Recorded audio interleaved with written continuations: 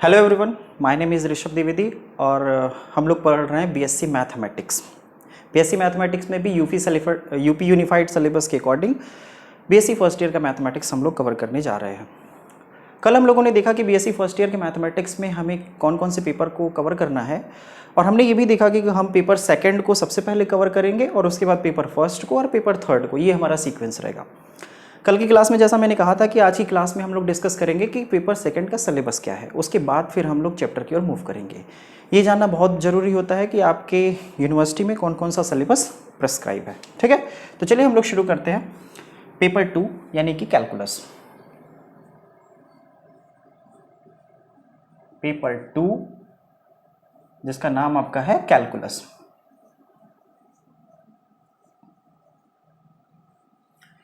मैंने आपसे कहा था कि हमें 2 यूनिट का 2 पार्ट रहेंगे इसके, basically differential calculus and integral calculus. ठीक है, 3 यूनिट में हर एक पेपर 4 यूनिट में डिवाइड रहेगा। 3 यूनिट का रहेगा डिफरेंशियल कैलकुलस, 1 यूनिट का रहेगा इंटीग्रल कैलकुलस। तो सबसे पहले हम लोग सिलेबस लिखेंगे डिफरेंशियल कैलकुलस का।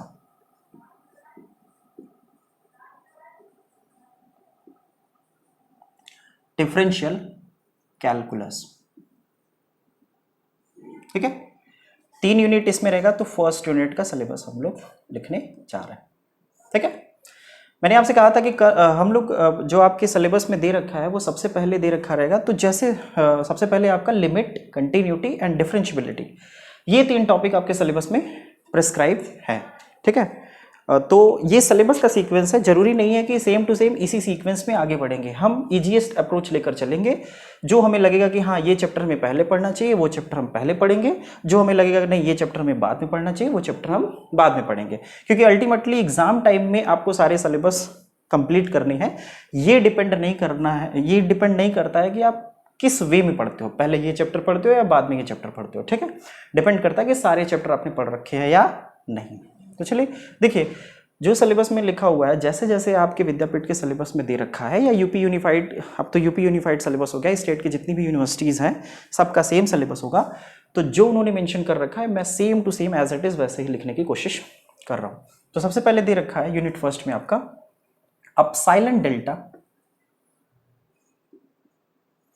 क्या होता है। देखिए ध्यान दीजिएगा, हम पूरे सिलेबस को लिखने के जा रहे हैं तो बहुत सारे वर्ड आपको समझ में नहीं आएंगे। ठीक है, तो मैं थोड़ी थोड़ी इंसाइट देते चलूंगा, पर आपको ये नहीं समझना है। अगर बहुत परेशान होने वाली बात नहीं है, यहाँ पे हम सिर्फ सिलेबस को गो थ्रू कर रहे हैं, हम सिलेबस को पढ़ नहीं रहे हैं। बहुत सारे वर्ड ऐसे आएंगे नए नए जिन्हें आप सुने नहीं होंगे, जिन्हें आप समझ नहीं पा रहे होंगे। लेकिन हमें क्या करना है, यहाँ पे सिलेबस को लिखना है। जितना हो सकेगा उतना मैं इंसाइट देते चलूंगा। तो पहला क्या है, epsilon delta definition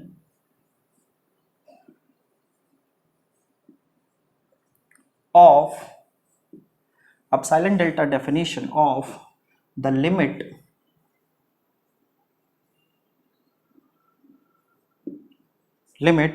of a function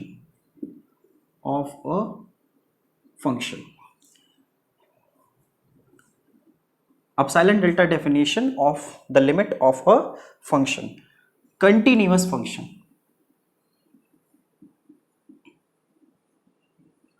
continuous function.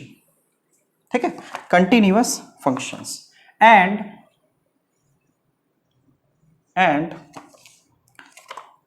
Classification of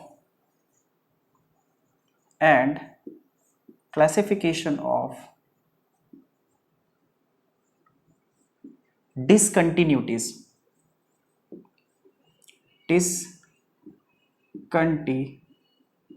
न्यूटीज। ठीक है, अब देखिए इस बात को समझिए कि क्या मतलब होता है इसका। देखिए सबसे पहले यहाँ पे लिखा हुआ है अपसाइलन डेल्टा। सबसे पहले इस शब्द को ये जो टर्म लिखा हुआ है लैटिन या ग्रीक जो भी हो, मैं श्योर नहीं हूं, तो इसको बोलते हैं एप्साइलन। आप जानते भी होंगे, फिजिक्स में आपने पढ़ रखा होगा कूलम्स लॉ में 1/4 पाई एप्सिलॉन नॉट, और इसे बोलते हैं डेल्टा।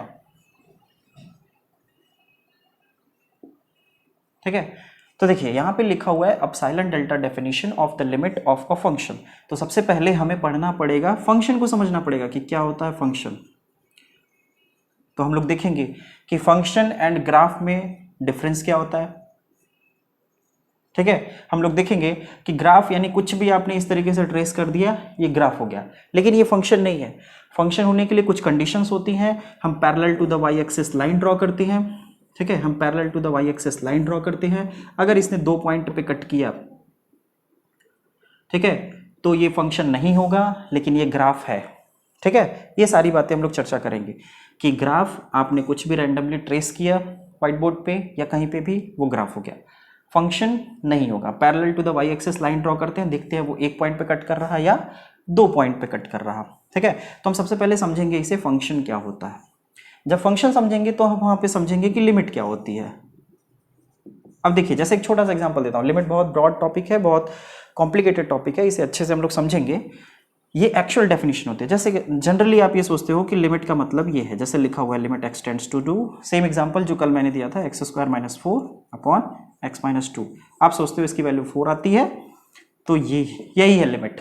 नहीं, ये लिमिट नहीं है, ये एक्चुअली इनडिटर्मिनेट फॉर्म है।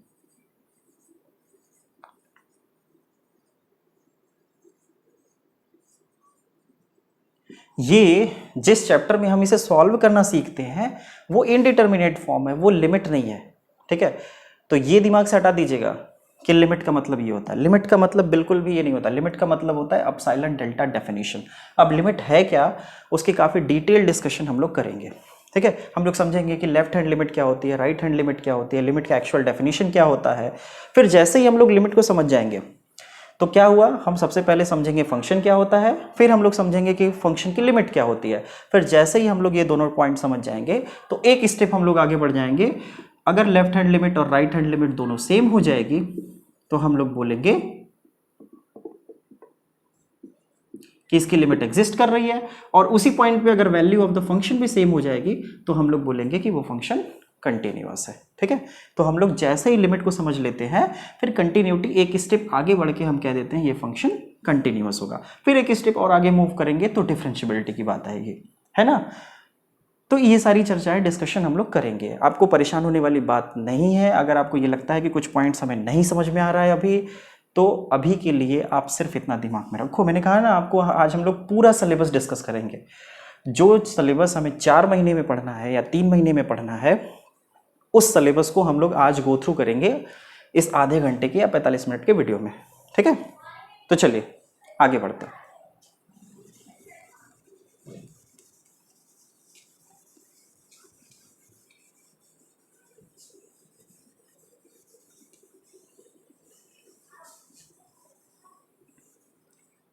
तो मैंने आपसे क्या कहा, हमने कहा कि यहां पे बात करेंगे हम डिसकंटिन्यूटी की। ठीक है, फिर आगे क्या आएगा, मैंने आपसे कहा कि जैसे ही हम लिमिट को समझ जाएंगे, एक स्टेप आगे बढ़ेंगे, कंटिन्यूटी की बात हो जाएगी। उसके बाद क्लासिफिकेशन ऑफ डिसकंटिन्यूटी। तो क्लासिफिकेशन ऑफ डिसकंटिन्यूटी में हम लोग देखेंगे कि रिमूवल डिसकंटिन्यूटी है, नॉन रिमूवल डिसकंटिन्यूटी है, ऑसिलेटिंग डिसकंटिन्यूटी है, जंप डिसकंटिन्यूटी है, कौन सा टाइप का डिसकंटिन्यूटी है, इसके बारे में हम थोड़ा बहुत इंटरमीडिएट में भी पढ़ के आए रहे होंगे। ठीक है, लेकिन हम जब आपको पढ़ाएंगे तो हम ये मान के चलेंगे कि आपने इंटरमीडिएट में ये सारी बातें नहीं पढ़ रखी, यानी बिल्कुल बेसिक से शुरुआत करें। तो जैसे ही लिमिट पढ़ा, कंटिन्यूटी पढ़ा, हम लोग एक स्टेप और आगे बढ़ेंगे, वो क्या पहुंचेंगे वहां पे, डिफरेंशियबिलिटी।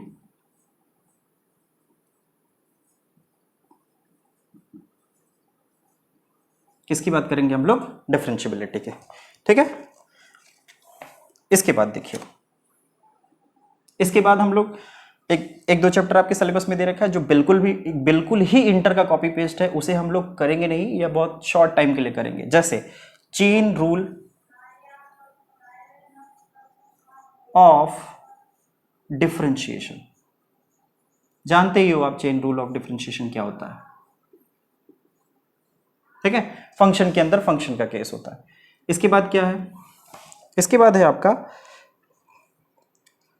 Rolle's theorem. इसको रोलेज नहीं पढ़ते हैं, रूल्स पढ़ते हैं। ठीक है, रूल्स थ्योरम, रूल्स थ्योरम। देखिए, डिफरेंशियबिलिटी हम लोग पढ़ते हैं, डिफरेंशियबिलिटी के बाद हम लोग डिफरेंशियबिलिटी पे बेस्ड कुछ थ्योरम्स करते हैं। जैसे रोल्स थ्योरम है, मीन वैल्यू थ्योरम है, इस तरीके से बहुत सारे थ्योरम को हम लोग करते हैं। कोशीस के थ्योरम है, इस तरीके से आगे बढ़ते हैं। जैसे तो आपके सिलेबस में क्या क्या दे रखा है वो मैं लिख रहा हूँ एग्जैक्टली। रोल्स थ्योरम दे रखा है, दूसरा दे रखा है first and second mean value theorem, mean value theorem, mean value theorem. ठीक है, क्या है, हम बहुत ज्यादा इस पे नहीं जाते हैं, हम लोग समझेंगे, क्योंकि अगर हम बहुत ज्यादा कर लेंगे तो हम लोग परेशान हो जाएंगे। ठीक है, अब आगे देखिए, इसके बाद क्या है, Taylor's theorem,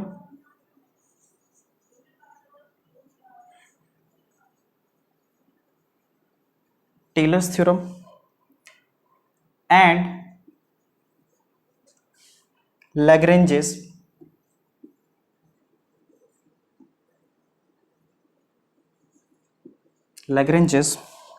and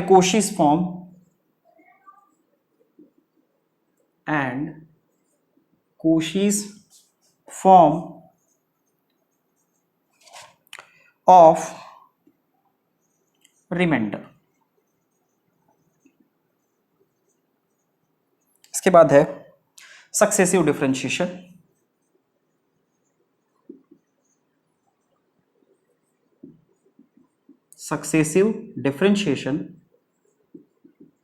and Leibniz theorem. Leibniz spelling ध्यान से लिखिएगा, लेबनीज थ्योरम,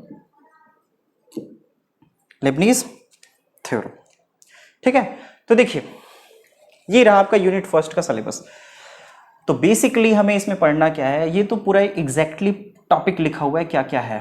ठीक है, तो बेसिकली हमें पढ़ना होता है इसमें लिमिट के बारे में, लिमिट के बाद हमने पढ़ना होता है कंटिन्यूटी के बारे में, कंटिन्यूटी के बाद पढ़ना होता है डिफरेंशियबिलिटी के बारे में, और कंटिन्यूटी और डिफरेंशियबिलिटी पे बेस्ड कुछ थ्योरम्स हैं, जैसे क्या है, रोल्स थ्योरम है, मीन वैल्यू थ्योरम है, टेलर थ्योरम है, लैग्रेंजेस थ्योरम है, कोशिश थ्योरम है। ठीक है, इसके बाद फिर हमें करना होता है सक्सेसिव डिफरेंशिएशन।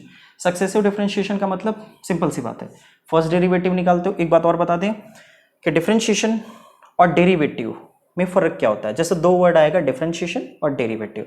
डिफरेंशिएशन का मतलब होता है प्रोसेस, डिफरेंशिएशन का क्या मतलब होता है, प्रोसेस, और डेरिवेटिव का मतलब होता है रिजल्ट। मतलब ये अभी के लिए इतना जान लीजिए, जैसे हमने साइन एक्स का डिफरेंशिएशन किया तो मिला कॉस एक्स, तो कॉस एक्स डेरिवेटिव है क्योंकि वो एक रिजल्ट है। जिस प्रोसेस के थ्रू हमने साइन एक्स का डिफरेंशिएशन करके कॉस एक्स निकाला है, उस प्रोसेस को बोलते हैं डिफरेंशिएशन। ठीक है, एग्जैक्टली वो प्रोसेस क्या होता है उसे हम लोग समझेंगे जब डिफरेंशियबिलिटी के बारे में समझ जाएंगे तब। ठीक है, तो ये रहा यूनिट फर्स्ट का सिलेबस, आप इसे नोट डाउन कर लो तो हम आगे बढ़ते हैं।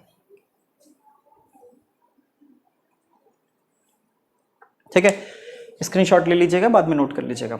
आइए अब यूनिट सेकंड की बात करते हैं।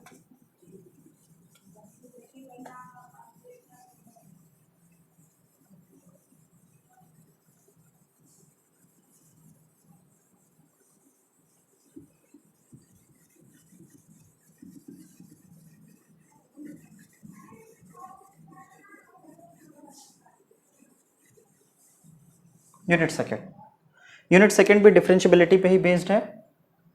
देखते हैं यूनिट सेकंड में क्या क्या लिखा हुआ है सिलेबस में आपके। ठीक है, यहां पे लिखा हुआ है एक्सपेंशन ऑफ फंक्शंस,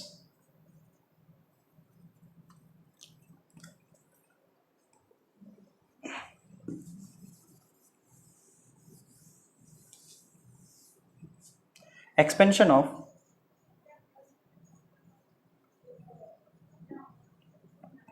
फंक्शंस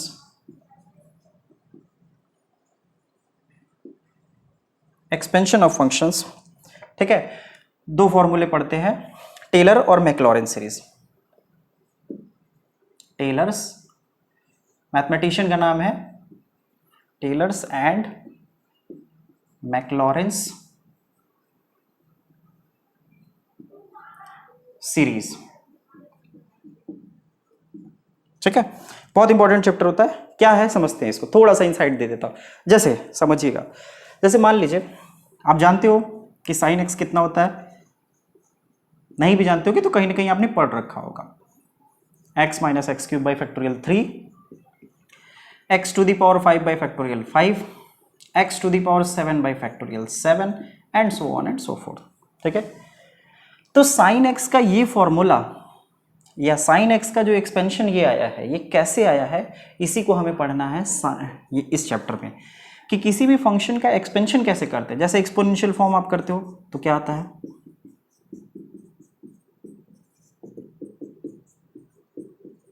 ये आता है। तो ये e to the power X का फॉर्मूला या साइन एक्स का फॉर्मूला या कोई भी फॉर्मूला कैसे आता है, ये हम लोग यहाँ पे सीखने की कोशिश करते हैं टेलर सीरीज में और मैक्लॉरेन सीरीज में, ठीक है।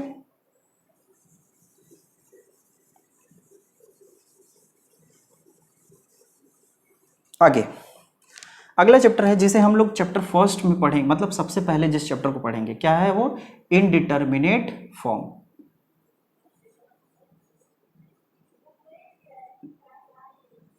इनडिटरमिनेट फॉर्म्स, इसके बारे में थोड़ा सा इंसाइट हमने दे रखा है, कल की क्लास में हम लोग इसे शुरू ही करेंगे, ठीक है। आइए अगला क्या हो जाएगा, नेक्स्ट है partial differentiation. Partial differentiation and Jacobians, या पहले आइलर्स थ्योरम, यूलर नहीं पढ़ते इसको, क्या पढ़ते हैं, आइलर पढ़ते हैं, आइलर्स थ्योरम एंड जैकोबियंस। ये भी मैथमेटिशियन का नाम है, उन्हीं के नाम पे है जैकोबियंस, ठीक है। दूसरा यूनिट बहुत ही छोटा यूनिट है, बस इसमें यही 3 चैप्टर है। देखिए समझते हैं पार्शियल डिफरेंशिएशन क्या होता है, ये समझते हैं। देखिए जो आप सिंपल डिफरेंशिएशन पढ़ते हो उसे बोलते हैं कंप्लीट डिफरेंशिएशन। कंप्लीट का मतलब पूर्ण,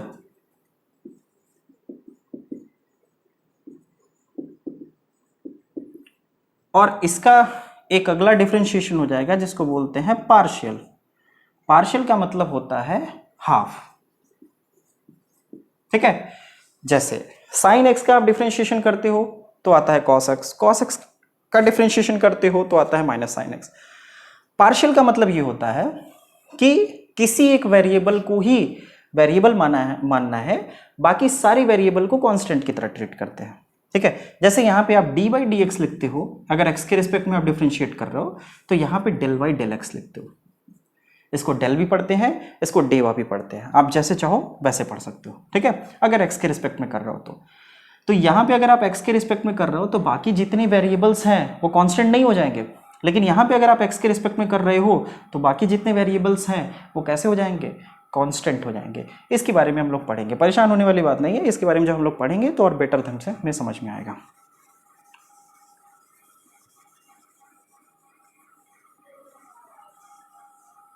ठीक है, तो आप इसे नोट कर लीजिए।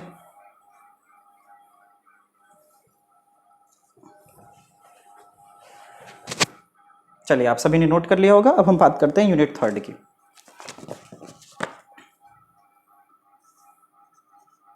यूनिट 3 की बात करते हैं। तो यूनिट 3 में आपका है maxima and minima.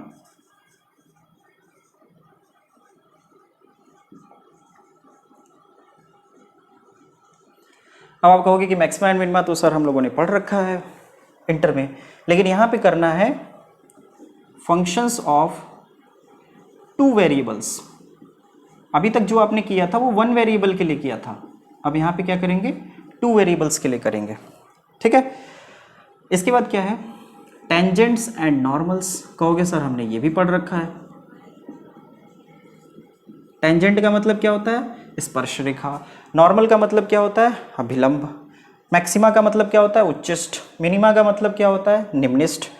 Tangents and normal कहोगे सर हमने टेंजेंट एंड नॉर्मल भी पढ़ रखा है। तो देखिए आपके सिलेबस में जो दे रखा है वो दे रखा है ब्रैकेट में पोलर फॉर्म ओनली। आप कहोगे ये क्या होता है सर, थोड़ी देर में बताते हैं। अगला है कर्वेचर और है इन्वेलप एंड इवोल्यूट। चलिए देखिए क्या मतलब होता है इसका। देखो यहां पे लिखा हुआ है पोलर फॉर्म, तो याद रखना 2 फॉर्म होते हैं बेसिकली, और भी होते हैं। कार्टेशियन होता है, पोलर होता है। 2 फॉर्म कौन कौन से होते हैं, कार्टेशियन और पोलर फॉर्म। इसके अलावा इंट्रिंसिक भी होता है, इसके अलावा पैरामीट्रिक भी होता है, ठीक है, इसके अलावा पेडल होता है, बहुत सारे फॉर्म होते हैं, वो सब पढ़ेंगे। लेकिन बेसिकली पोलर और कार्टेशियन फॉर्म। कार्टेशियन फॉर्म क्या होता है? जिसमें आप एक्स और वाई के फॉर्म में लिखते हो। ये आप हैबिचुअल हो, किसी भी कर्व का इक्वेशन लिखते हो, कुछ भी लिखते हो, आप जनरली क्या लिखते हो? कार्टेशियन फॉर्म में लिखते हो, ठीक है। कार्टेशियन नामक मैथमेटिशियन ने दिया था, इसलिए इसका नाम हो गया था कार्टेशियन फॉर्म। पोलर फॉर्म में क्या होता है? पोलर फॉर्म में दो चीजें आती हैं, आर और थीटा। क्या होता है आर, क्या होता है थीटा, अभी मैं यहाँ पे डिस्कस नहीं करूँगा। जब पोलर फॉर्म हम पढ़ाएंगे तो वहाँ पे डिटेल डिस्कशन करेंगे, वहाँ पे समझेंगे कि क्या होता है, ठीक है। फिलहाल आप ये जानिए कि जैसे कार्टेशियन फॉर्म होता है वैसे ही पोलर फॉर्म होता है, ठीक है। आप में से कुछ लोग थोड़ा बहुत इसके बारे में जानते भी होंगे। यहाँ तक आप नोट करिए, यहाँ तक आप नोट करिए। इसके बाद आपका सिलेबस है, यूनिट 3 ही चल रहा है अभी, ठीक है।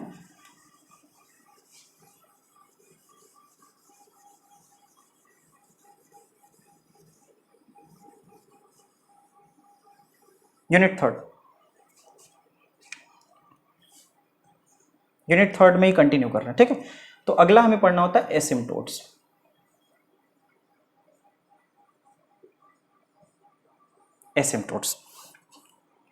एसिम्पटोट्स का मतलब ये होता है, देखिए ध्यान से, आपने टेंजेंट पढ़ लिया, आपने नॉर्मल पढ़ लिया, आपने कर्वेचर पढ़ा।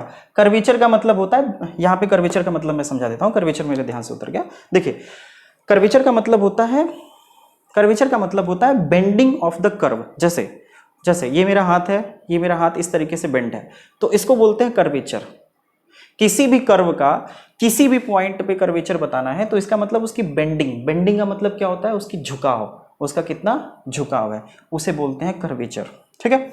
इन्वेलप एंड इवोल्यूट इस पे बेस्ड एक चैप्टर है, ठीक है। इसका एप्लीकेशन है, क्या होता है उसे डिटेल में हम लोग समझेंगे वहां पे। एसिम्पटोट्स का मतलब होता है tangent at infinity, tangent at infinity, ठीक है। मान लेते हैं, जैसे देखिए ये एक कर्व है, सपोज करिए ये एक कर्व है, अब और उसके रिस्पेक्ट में ये एक लाइन है। तो ध्यान से देखिए, ये वाली जो लाइन है ये कैसे बिहेव करेगी? एसिम्पटोट की तरह। क्यों? क्योंकि ये टच नहीं कर रहा, ध्यान रखिएगा, ये इसको टच नहीं कर रहा इस कर्व को, लेकिन हम लोग ये उम्मीद करते हैं कि ये इनफाइनाइट पे जाके क्या करेगा?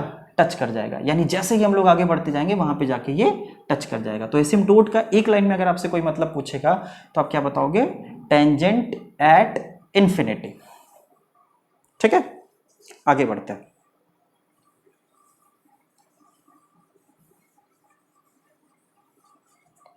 नेक्स्ट,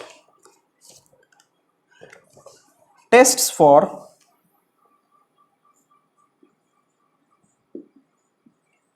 कॉन्केविटी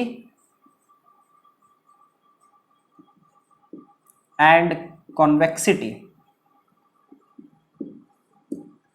देखिए आप में से बहुत सारे लोग कहेंगे सर हिंदी में बताइए, हिंदी में इसलिए बताइए क्योंकि आप लोग 12th तक यूपी बोर्ड में पढ़ के आए हो।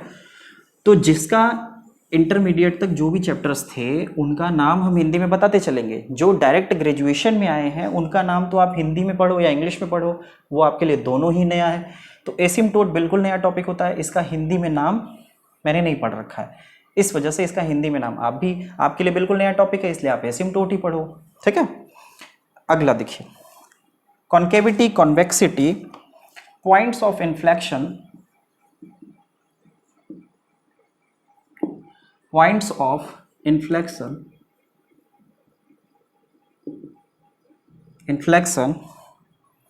multiple points,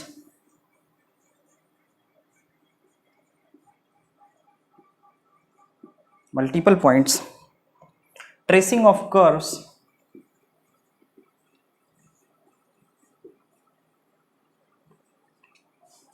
in Cartesian and polar coordinates.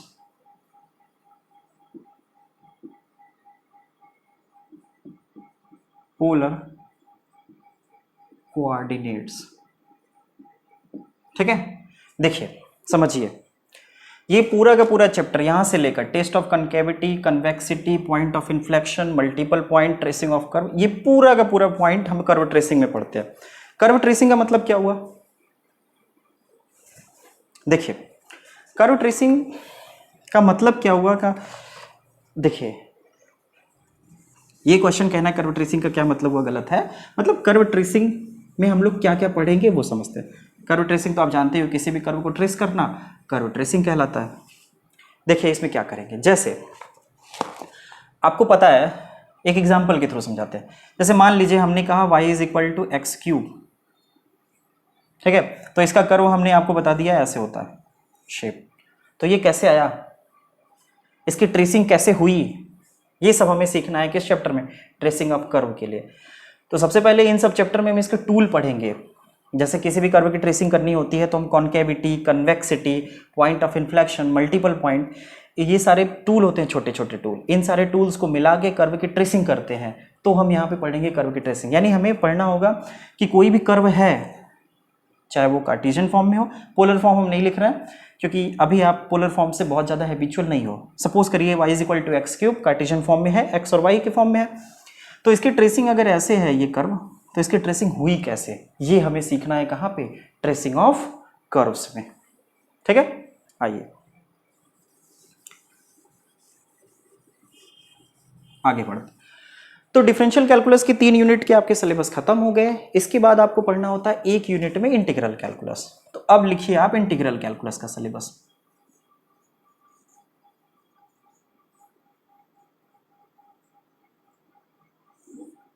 सिर्फ 1 यूनिट है, यूनिट 4।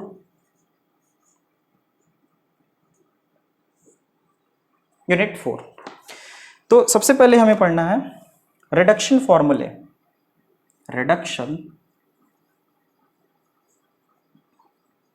फॉर्मूले, रिडक्शन फॉर्मूले, beta and gamma functions. Beta and gamma बिल्कुल नया टॉपिक है ये आपके लिए, बीटा एंड गामा फंक्शंस, लेकिन बहुत ही इंटरेस्टिंग टॉपिक है, बहुत मजा आएगा इस चैप्टर को पढ़ने में, beta and gamma functions. Next है क्वाड्रेचर। क्वाड्रेचर। नेक्स्ट है rectification.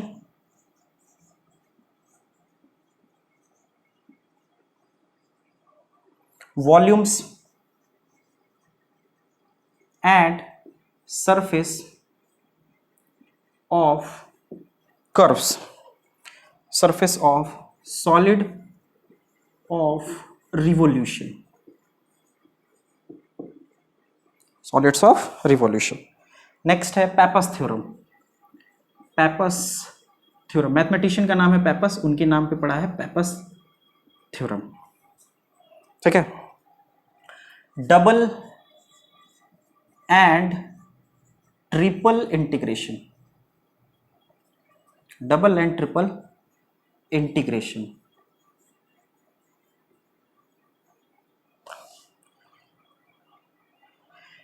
Change of order of integration. Change of order of integration. ठीक है, और इसके बाद लास्ट के 2 टॉपिक हैं